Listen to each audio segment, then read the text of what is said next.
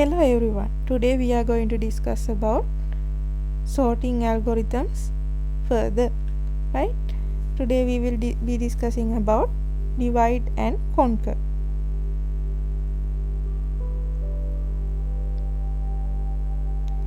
Before we dive deep into these algorithms, let me ask you a question. Have you ever wondered how large tech companies can sort billions of data points in milliseconds? And how does Google sort through billions of web pages to return relevant results?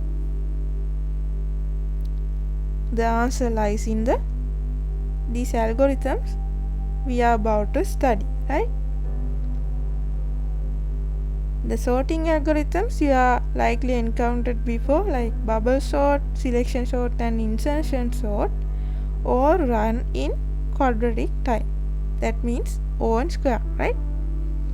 While these algorithms are simple to understand and implement, they become impractically slow when dealing with larger data sets, right?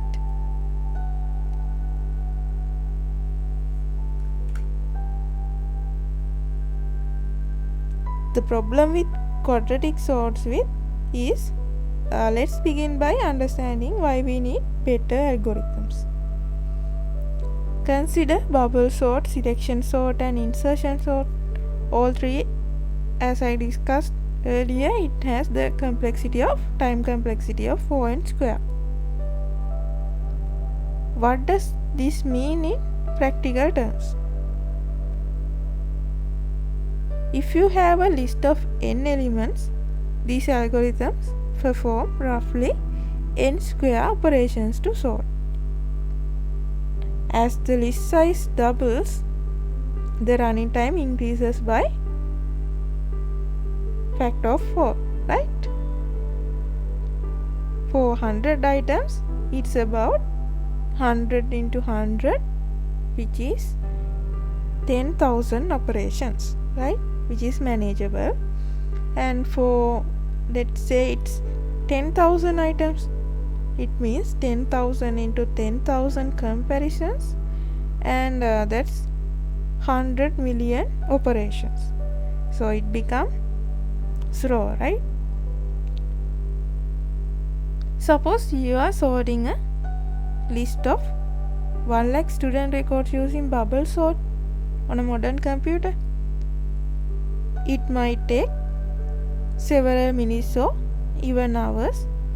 Meanwhile, divide and conquer algorithm like merge sort can sort the list of fractions of a second, right? The difference is obvious and becomes more pronounced as the dataset grows.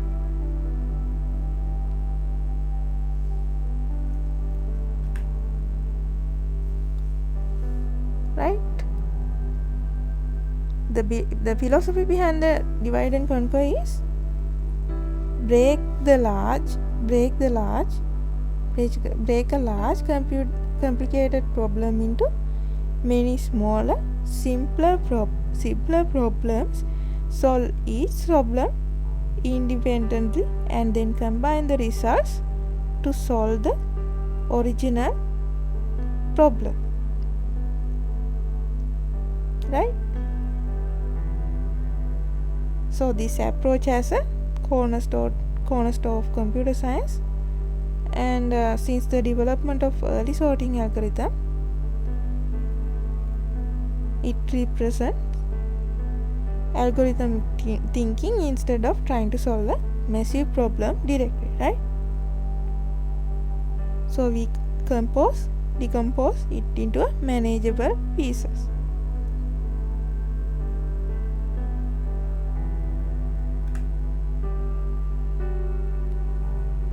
So every divide and conquer algorithm follows a consistent 3-step pattern, right? The first step is divide. It means break the problem into smaller subproblems. In sorting, this means dividing the array into smaller arrays. The division continues until each subproblem is small enough to solve directly, right? And the second step is conquer. That means solve each subproblem recursively. If the subproblem is small enough, that means the base case, solve it directly. Otherwise, you have to apply the same divide and conquer strategy to the subproblem. And the next step, the final stage, is combine.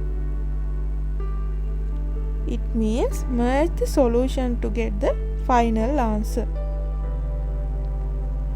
This step varies significantly between the algorithms, right?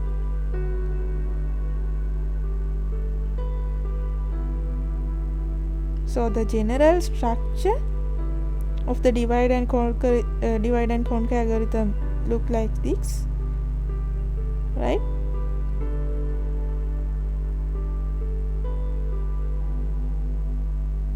We can divide the problem into smaller problems, otherwise divide the problem into k subproblems, and recursively we can solve the each subproblem and then combine the solutions from the subproblem and then get the results for the whole problem, right?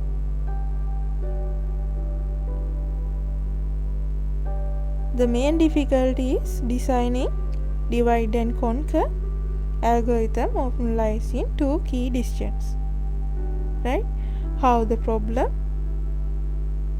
divide the problem and how to merge the results.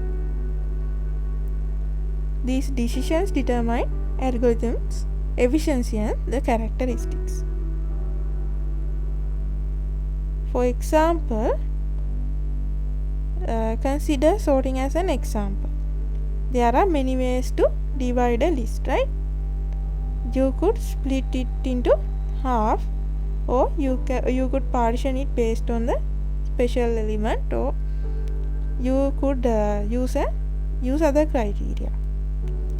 Similarly, there are many ways to combine sorted sublist.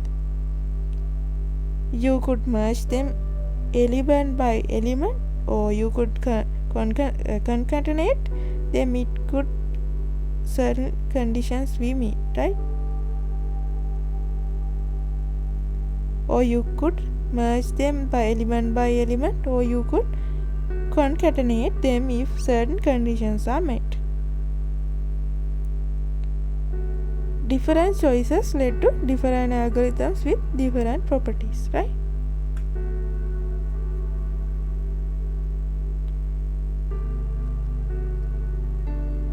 Merge sort chooses an easy split and difficult merge, and quick sort chooses a difficult split and easy merge. So we will be discussing later in this session, and understanding these trade-offs is critical for algorithm design, right?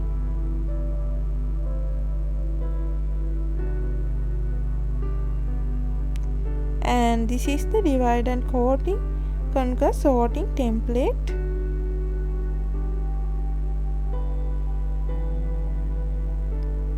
You will understand this in when I explain using an example, right?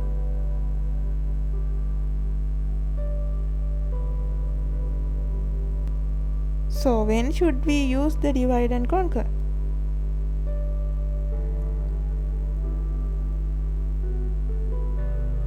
It's effective when the problem can be divided into small independent subproblems like this, and the solution to subproblems can be combined efficiently, and the subproblems are significantly smaller than the original problem, and also the best case are trivial to solve, right?